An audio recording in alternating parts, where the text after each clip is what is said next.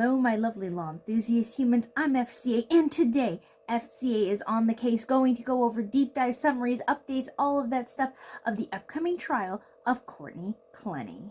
Courtney Clenney, some of you might actually know who this is because she has over 2 million followers between her Instagram and her OnlyFans account, going by the name Courtney Taylor. She has been charged with second-degree murder of her boyfriend, Christian Abumseli. This happened in April of 2022. 2022 has a lot of very high-profile murder cases. It's very odd.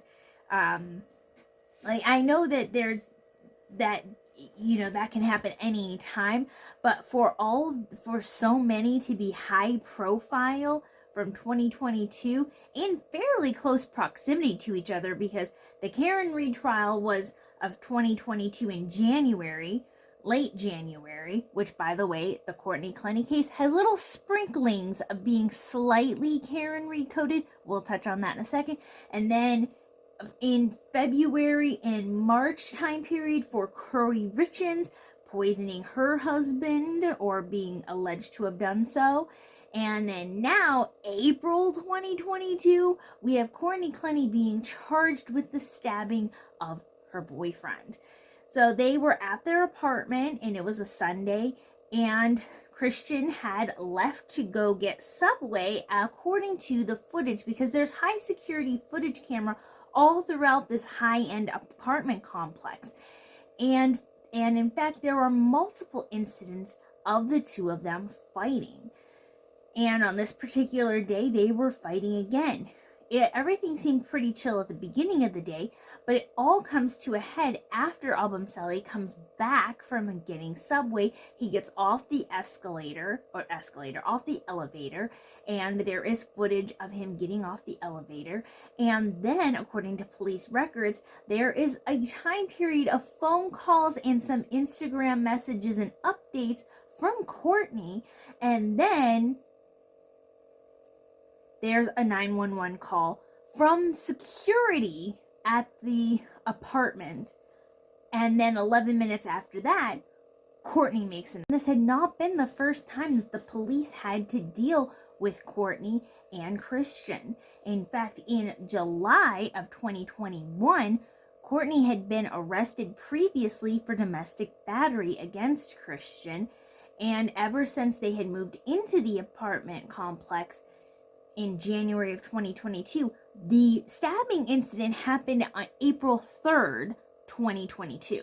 They moved in just 3 months earlier, and there had already been multiple phone calls, complaints from neighbors about the escalating violence, the fighting, the arguing that were very intense, very loud at all hours of the day and night.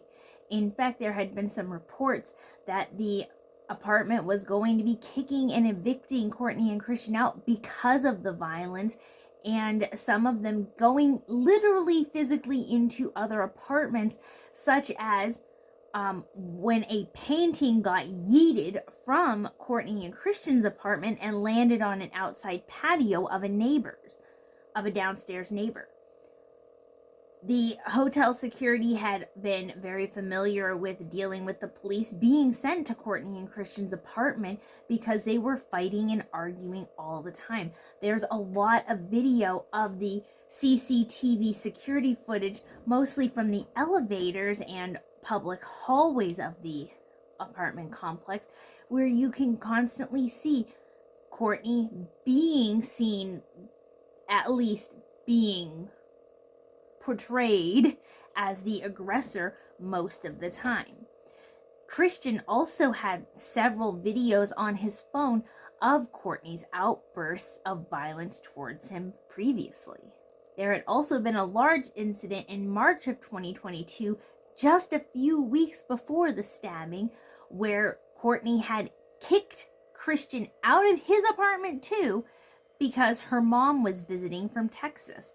And then when the mom left and went back to Texas, then Courtney let him come back in. There are also several other times of there being some very volatile text messages of where Courtney had allegedly hit Christian, and him texting, "I'm really dizzy, can I come back up and get my stuff?"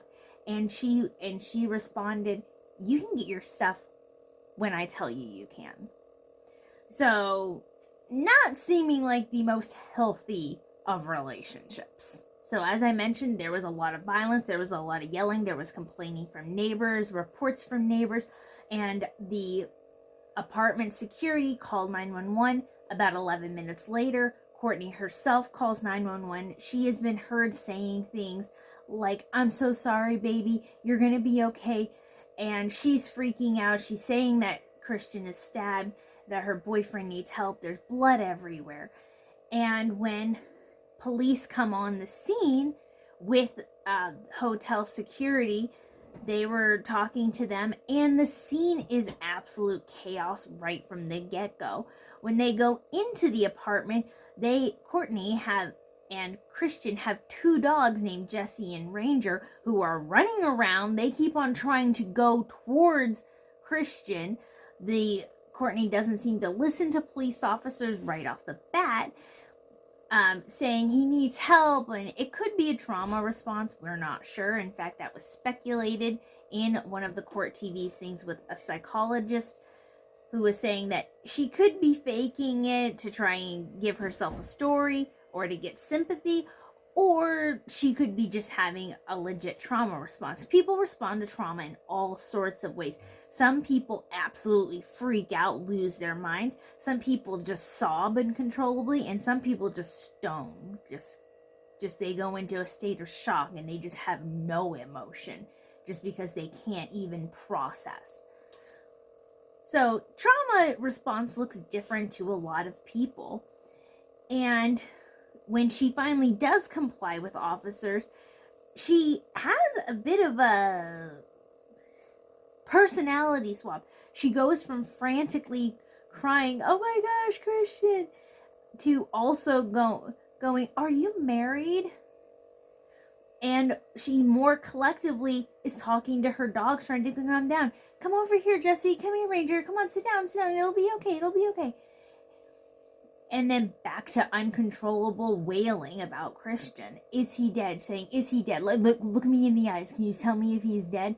And the officer's like, "We're waiting for a medic. I don't know. I just got here." The officer's trying to calm the scene down, and they are trying to get aid to the victim. There's dogs running around with blood everywhere. And there had allegedly already been the staff member who had been helping them had already been to the apartment to begin with, and that was why they had called 911. Courtney had also made some calls and text messages to her mother and Deborah, and when asked about it, both parties omitted talking to each other, but investigators already had those texts. I had come across this story through Dr. Insanity Body Cam. I will link to him below. Love his voice, love his video coverage. And it was one of the last body cam things that was seen. And then when I found out that her trial was supposedly to be coming up December 4th, I got really invested. And in the body cam footage, she gives multiple versions of what happened to her, both at the scene of the crime and then when she's taken into police custody for further questioning. She gives multiple versions. She keeps saying that she was choked in some way, shape, or form, or that he had his hands on her neck. In one version, he's choking her. In another one, she's just pinned against the wall. In another version, she's held by her neck on the floor. In another version, he threw her to the floor. And how she keeps saying that she grabbed the knife in self-defense. Now, when and how she grabbed the knife changes with every story she gives. But her main thing that she says is she did it in self-defense because Christian was attacking her during a fight, and that when she had grabbed the knife, she didn't mean it. She was just using it to get him away from her, but then claimed that she had thrown the knife and that they were 10 feet away. I have so many issues with this. So the knife had been found on the ground nearby Christian's body, and she was standing over his body. She was covered in his blood. And like I said, she was going between frantically freaking out to calmly trying to talk to the officer, talk to the dog. So It's very weird there. And my other thing that I have a problem with, okay, speculation, FCA speculation. If you throw the knife, she claims that she was 10 feet away when she threw the knife at him. She wasn't even really intending to stab him. It was just to get him away. It was a defense mechanism to throw the knife at him. If you're being choked, okay, somebody has you against something, against a wall, against a floor. If she was already on the floor, as she claimed in one version, how did she get the knife from the countertop? If she's pinned against the wall, where is she getting pinned? If you see the layout of the apartment, there doesn't seem to be any walls in where Christian was stabbed where she could be pinned. And if he's choking her, like, he doesn't have a 10-foot arm length. I know that he's a pretty tall guy, but he doesn't have that long of an arm length. So if he's choking her and throwing her to the ground, doing something to her, he's in a close proximity to her. And so I think for a self-defense thing, saying that she grabbed the knife just frantically because she couldn't breathe or whatever, that's one thing. But to say that she threw the knife at a 10-foot distance while he was choking her, which is another version of the story, that doesn't add up to me. And the medical examiner agrees with me, because the medical examiner said that from the length of the knife where it had entered, based on where the blood remnants was, of how deep the wound was on the victim, a throw would not have caused that kind of a wound.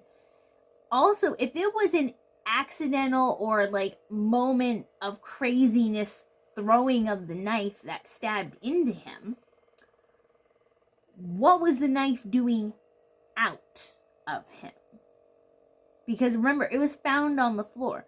If she would have thrown the knife at him to get him away from her, or to keep him away from her once he let go of her, the knife would still be in him when the police were found. By the way, if you ever are suffering a stab wound, leave whatever stabbed you in you, because one, it's going to hurt coming out a lot, and two, that's going to cause the blood problems. It will stop up the blood, leaving something stabbed in. So why did she take the knife out if she had thrown it and then he fell to the ground? There's also a discrepancy about the time periods. Again, we talked about how her and her mother, Deborah, had omitted talking to each other about the incident. However, there are texts from her saying things like self-defense and don't talk without a lawyer. And there are some phone calls made in between. In fact, there's a phone call between the time of security calling 911 and the defendant calling 911 where she makes a call to her mom. Now again, maybe she panicked. You know, she just, like, she couldn't breathe. She had just been thrown to the ground. She had just gotten her breath back. She thought he was coming back for another attack, grabs the knife, throws it, and it hits him. And it's that moment of, oh no. And you call your mom. You don't know what to do. You just accidentally stabbed your boyfriend out of fear. That's insane. I wouldn't know how to handle that. So she calls her mom, and then her mom's like, call 911. Don't call me. I'm in Texas. You're in Florida. So that absolutely could have been the case. I wasn't there, and we don't have a recording of the phone call. Now, I had mentioned that this was Karen Reed coded. This is because her lawyers, Courtney's lawyers, have claimed prosecutorial misconduct, saying that the prosecutors haven't been turning over evidence and that there was work done poorly by the Florida police. They say that not only do they want the case dismissed because of this misconduct, but they also want some evidence suppressed because of it. They say that there was a witness who they had found out about, who had not been turned over by the prosecutors, who allegedly had been to the scene before any law enforcement, before any of the other first responders got there, and he had taken some photos and videos on his phone of the fresh, pristine crime scene. But one of the law enforcement officers on the scene upon arrival told this witness to delete the photos and videos. Now, maybe if that happened, we don't know if that actually happened or not. That's what the prosecutors are claiming. The defense attorneys are claiming. If that's true, it could be that they do not want him to, because it's Courtney Clenney. She has 2 million Instagram followers, and she's a very fairly famous Only Models fan. And Christian Aboncelli is a tradesman, salesman of cryptocurrency. So they have high-profile names attached to them, and it's not appropriate for this civilian witness to have trauma scene photos for them to profit off of from this horrific experience. Maybe that's it. If we remember when, it's after 1 a.m, Kobe Bryant had been killed in a helicopter incident, his wife had to sue a whole bunch of people to get their photos of the incident deleted, including paparazzi and members of the public who had seen the horrific incident. She said it was disrespectful to the dead, and it's inappropriate to have her child and her husband's dead bodies plastered all over social media for profit gain or going viral, whatever. So that could be a part of it. Or maybe he really didn't have that video and stuff. We don't know much about this witness. This is purely what has been said in a court TV interview by her lawyers. Other videos that the defense lawyers want suppressed and not to be allowed to be put into evidence in the case are several video recordings of Courtney and Christian fighting that had been found on Christian's phone. They say that this is what happened a lot between Courtney and Christian, is he would taunt her, bully her, hit her, bother her, annoy her, gaslight her, do all kinds of stuff to her. And then when she snapped and started going crazy and losing her mind after the buildup of stuff, and then she finally would have enough, then he would start recording. And that he did this all the time to her. That he has these embarrassing, humiliating videos of her just acting completely unhinged.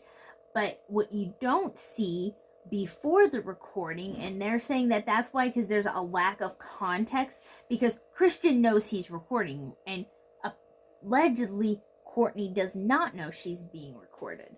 So whenever you have somebody who's intentionally hiding a recording happening of another person, not only did one of her lawyers say that it is illegal to record somebody without consent, so therefore, since Courtney did not consent to being recorded video or audio wise, that the videos on his phone should not be used as evidence, and also because it doesn't tell the whole story. It's just there to paint Courtney to look really bad.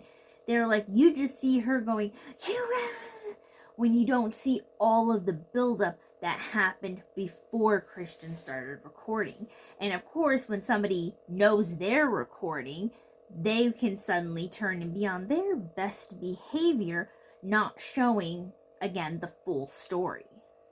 So I'm going to read some of the relevant, the whole affidavit is relevant to her getting arrested, but we're going to read some of the parts that I specifically had mentioned here. So, starting at the top of page 3 under investigation, it says the victim's body was transported to Miami-Dade County Medical Examiner's Department. The autopsy was performed by the medical examiner Kenneth Hutchins, MD. Dr. Hutchins determined that the cause of death was a stab wound to the chest and the manner of death was homicide. Specifically, he found that the victim was stabbed and that the knife punctured the subclavian artery in his right chest. The knife entered a downward angle, the depth of 8 centimeters. So again, that's a downward angle. If you're throwing a knife, it wouldn't be at a downward angle, it would be straight on, just because of how that would rotate. It wouldn't be facing down, it would be facing horizontal straight. On to the last paragraph of page 3. According to evidence obtained, showed defendant and victim had a tempestuous relationship since November of 2020. That was also mentioned by the prosecutors in a press conference, with multiple incidents of DV from both sides over a period of their relationship. Again, this backs up with the defense saying that even though there's a lot of video out there of Courtney allegedly being seen as the aggressor, these were just taunts and setups by Christian, because it says that both had problems. The one Paraiso Security, that's the building they were living at, staff documented so many incidents of arguing, including complaints for tenants as far as 2 floors above the defendant and 1 below, that the defendant above the defendant's and victim's unit, that the management was moving towards legal action to evict the defendant and victim from the condominium. While certainly not one-sided, the evidence shows there were prior incidents of the defendant being physically violent with the victim. July 20. Management was moving toward legal action to evict the defendant and victim from the condominium. Again, we mentioned that from other things too. While certainly not one-sided, evidence shows there were prior incidents of the defendant being physically violent with the victim. For example, in July 2021, the defendant was arrested in Las Vegas for domestic battery on the victim in their hotel. Similarly, surveillance from one Paraiso showed an incident at February 22 where the defendant aggressively attacked the victim in the elevator. And that kind of goes against what the defense said, because there are so many things, not Christian recordings, of Courtney being the aggressor. So I think that the court is going to let the jury decide which way they believe that. Evidence shows that Sunday, April 3rd, 2022, by the way, we are on page 4, the second to last paragraph of the affidavit, began peacefully with the defendant and victim playing with their dogs in the apartment. At some point, the victim left their apartment and returned with Subway sandwiches for himself and the defendant. Key fob records show the victim leaving the apartment about 1:15 p.m. and returned at 4:32 p.m. Surveillance video shows the victim returning to the apartment at the time via the service elevator, one with their 2 dogs, actually leaving the elevator at 4:33 p.m. At the same time, the defendant finished and uploaded an Instagram live video to her page. Call detail records show the defendant called the victim at 4:01 just before she went on live on Instagram, and again at 4:33 p.m. shortly after posting the live video and his arrival to the apartment. Based on the phone records and testimony from the defendant's mother, Deborah Clenney, hereinafter D. Clenney, via recorded phone call with the police, time frame when the stabbing occurred was able to be determined. In a recorded call, D. Clenney confirmed that she was on the phone with the defendant via 2 phone calls that started at 4:43 p.m. and continued until 4:56 p.m. D. Clenney further confirmed that she was on the phone with the defendant at the time of the incident, thus the stabbing must have occurred between 4:43 p.m., less than 10 minutes after the victim returned to the apartment, and 4:57 p.m. when the defendant called 911. The defendant's call detail records show the aforementioned calls reflecting the defendant called D. Clenney at 4:43 p.m. that lasted just over 6 minutes until 4:49 p.m. and then a second call from 4:49 p.m. for a little over 7 minutes until 4:56 p.m. According to the evidence, the stabbings must have occurred in the intervening 13 minutes. At the same time, the defendant called D. Clenney, we are on page 5, and her neighbors been calling the one Paraiso to report a disturbance at the apartment.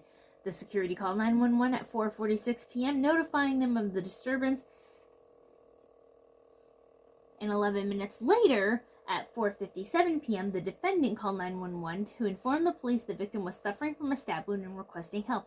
On the call, the victim can be heard in the background repeatedly saying he's dying and cannot feel his arm. The defendant is also heard saying, "I'm so sorry, baby."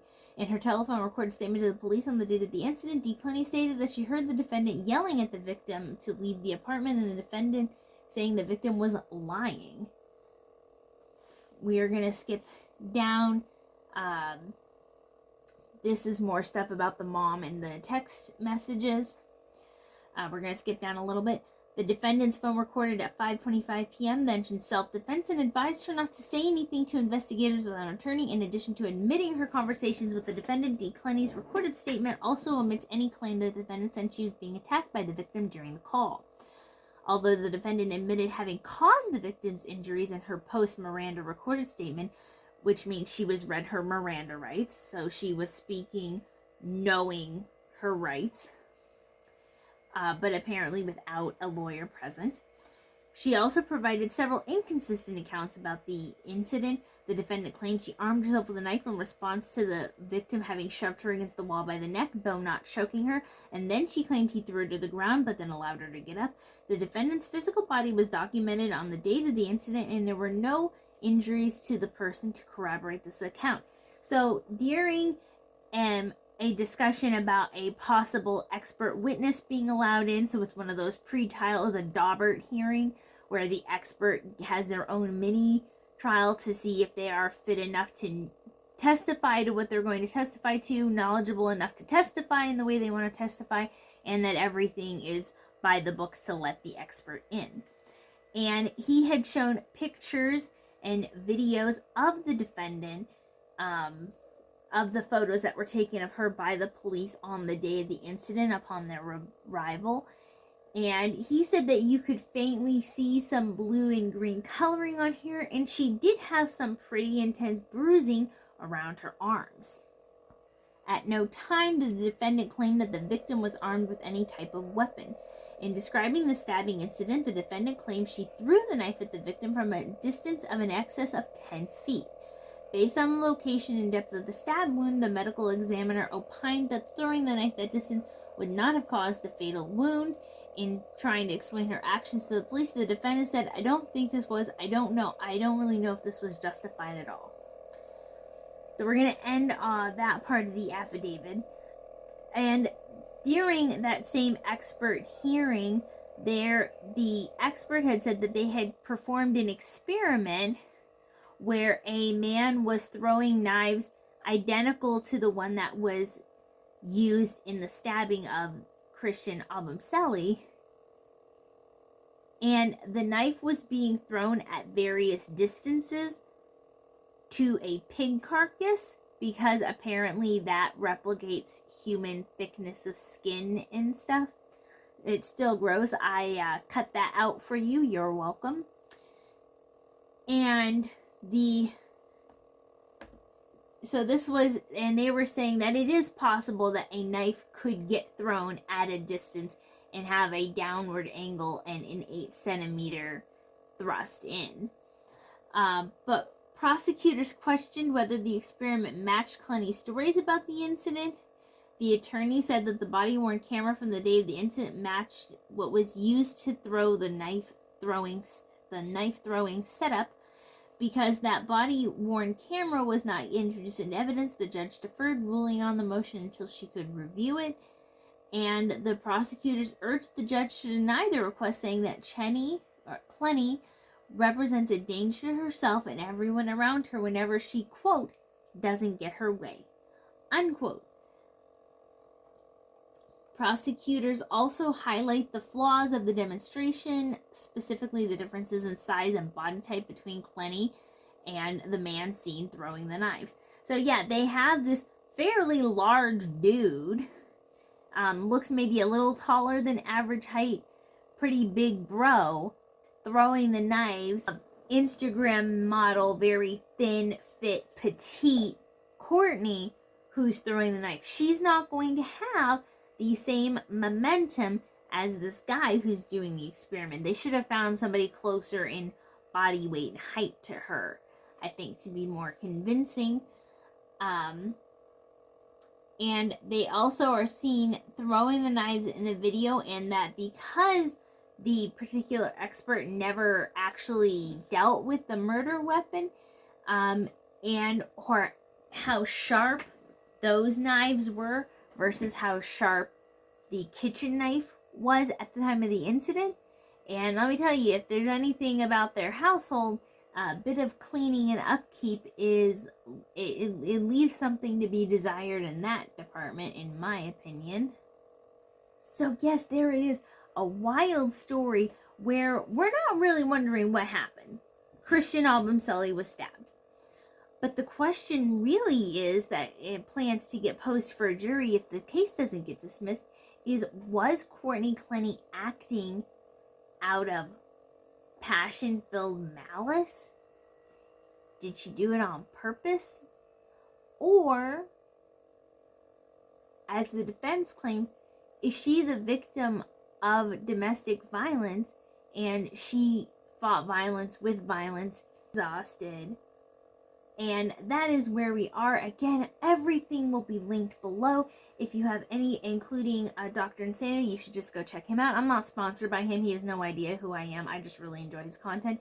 And I will link to everything from Court TV. And I will see you all in the next one. Bye, my lovely humans. And again, this plans to go for a pre-trial and motions in limine. December 4th at this point was the last known date. Although it seems that that is going to probably get pushed until the beginning of 2026. Bye, my lovely humans.